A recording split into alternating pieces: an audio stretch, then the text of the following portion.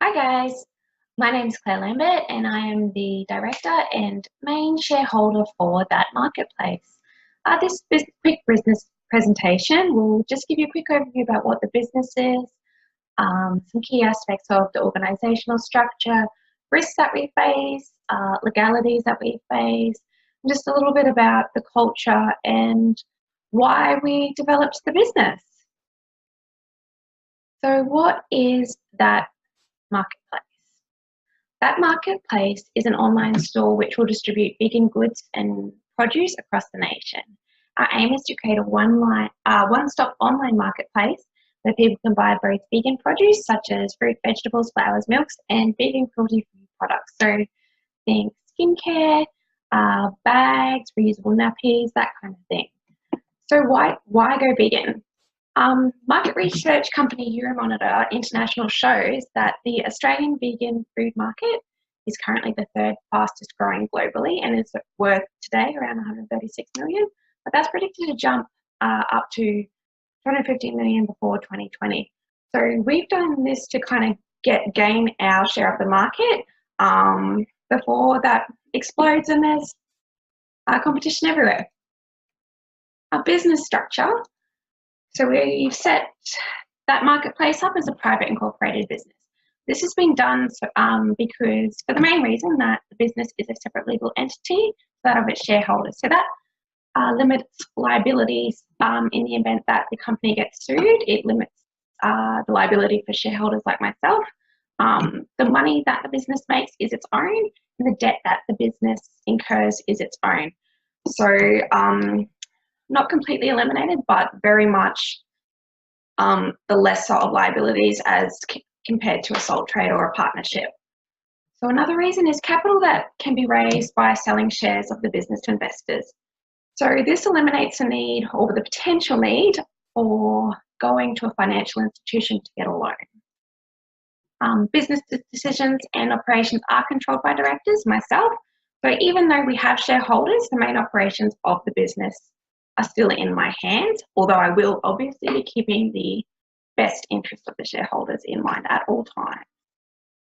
And as a company, we have a set tax rate of 30%. So that compared to a sole trader, initially a sole trader is lower than a business, but that quickly jumps very quickly. So once the sole trader is earning more than $180,000 a year, they're paying 45 cents to the dollar for every dollar earned over that, whereas as a company, we'll only be paying 30. So being set up as a company means that we must comply with legal obligations under the Corporations Act 2001. So that means that the business incurs extra administration costs and obligations to set the company up, and we have to be registered for GST once we turn over more than $75,000 annually.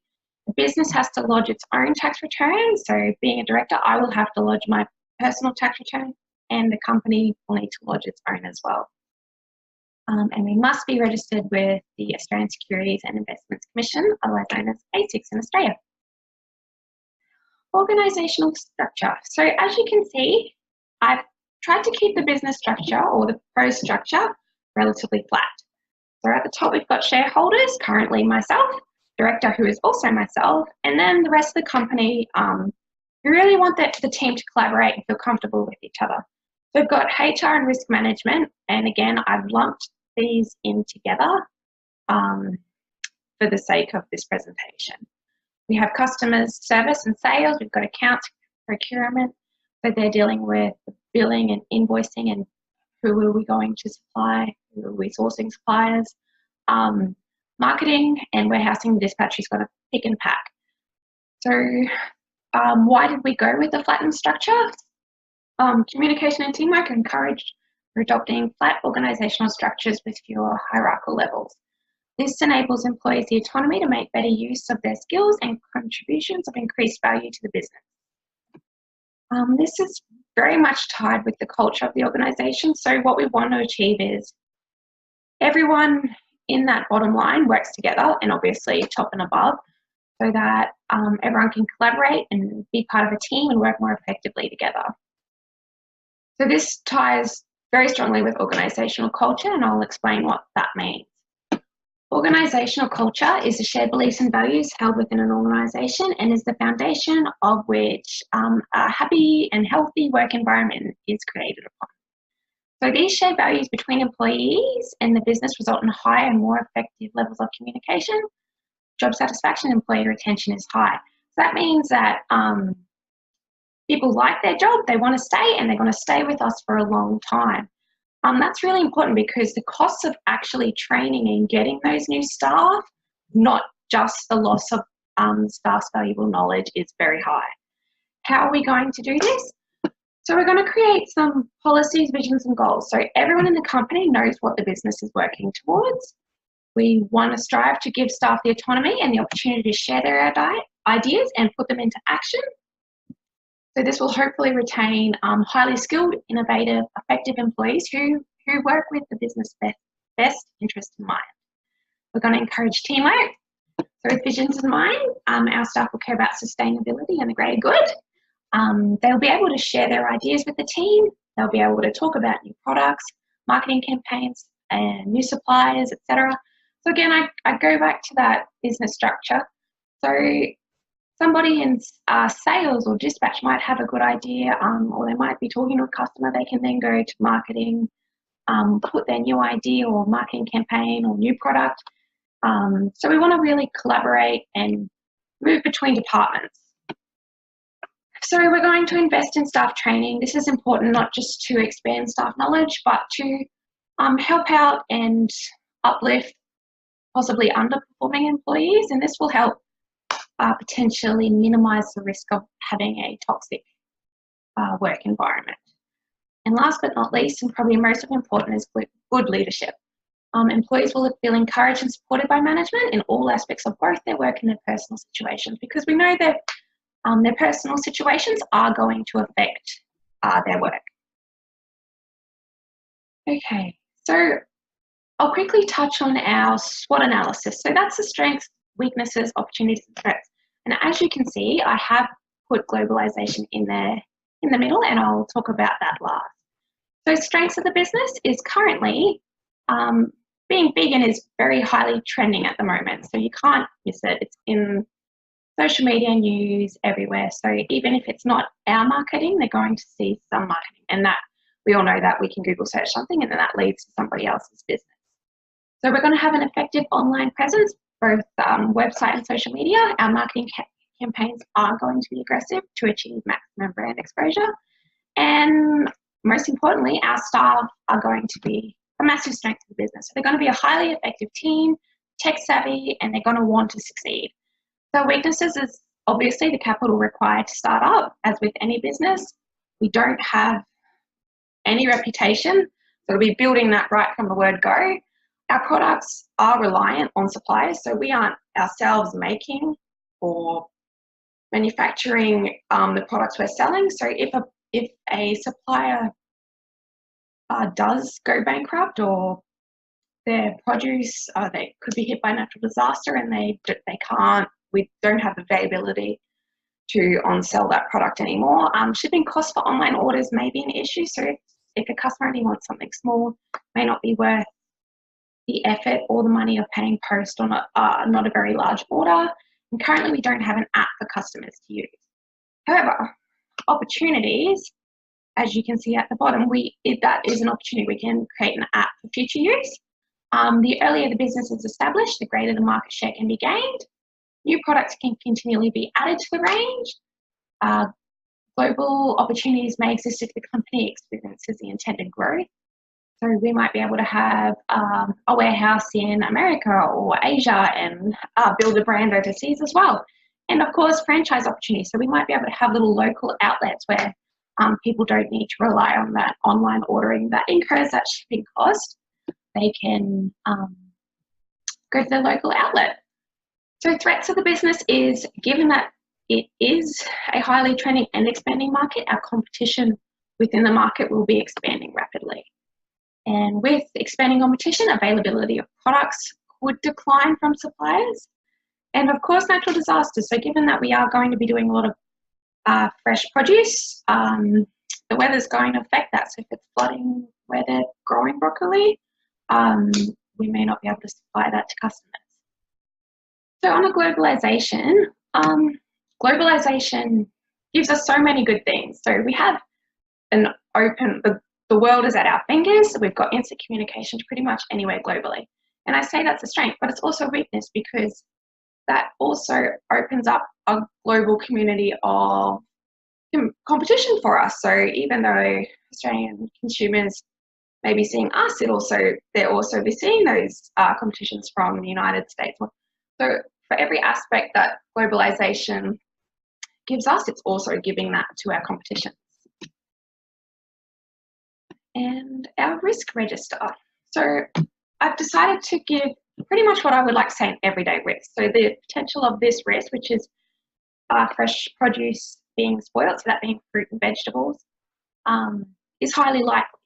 And the impact I've kind of averaged out to medium, but that really does range from low to high. So low being food waste, as in at the end of the day, we have food left over. Medium being dissatisfied customers. So in the instance that for some reason or another below standard produce was shipped, that customer got it and they were dissatisfied. And lastly, a health risk. So just say something went moldy, a customer eats it and they get sick, then that impact could be quite high for the business. The strategies to reduce or eliminate these risks are stock control measures to be put in place to minimize the amount of spoiled produce. That pretty much means that we need to have a good understanding on supply and demand. So quick turnaround times, both with suppliers and onto customers, must be maintained to ensure quick stock turnover, meaning that we want to get our suppliers need to dispatch quickly, and we need to on-sell as quick as we can so that fruit is staying fresh. The refrigeration requirements must be maintained and regularly checked. Backup generators must be in place to ensure foods do not spoil in the event of a power outage. So if the power goes out for a couple of hours, we want to make sure that everything doesn't go hot on us, and then we'll have to replace everything. So all orders must be inspected before dispatch to ensure quality. Procedures on how to dispose of food waste sustainably. So we're probably going to approach a local farm or something along those lines, so that if at the end of the day it may not be quality enough to sell or consume from humans, it still may be viable for a farm, even if it's just giving it away. At least we're not throwing it in the bin. And if food is oversupplied or has high potential to not sell prior to it spoiling, we'll have to have a flash sale or discounted prices to increase the chance and likelihood of that stock not being wasted. And last but not least, supply quality must be monitored. So if we're getting a certain product that's constantly going bad quickly, we need to assess whether that supplier is quality enough to keep. Legal issues. So at the start, I mentioned the Corporations Act. So that's pretty much the regulatory body that all Australian companies have to abide by. So the one that I'm going to quickly touch on today is the Food Standards Australia and New Zealand Act 1991. I have a little excerpt here that I'll read out for you.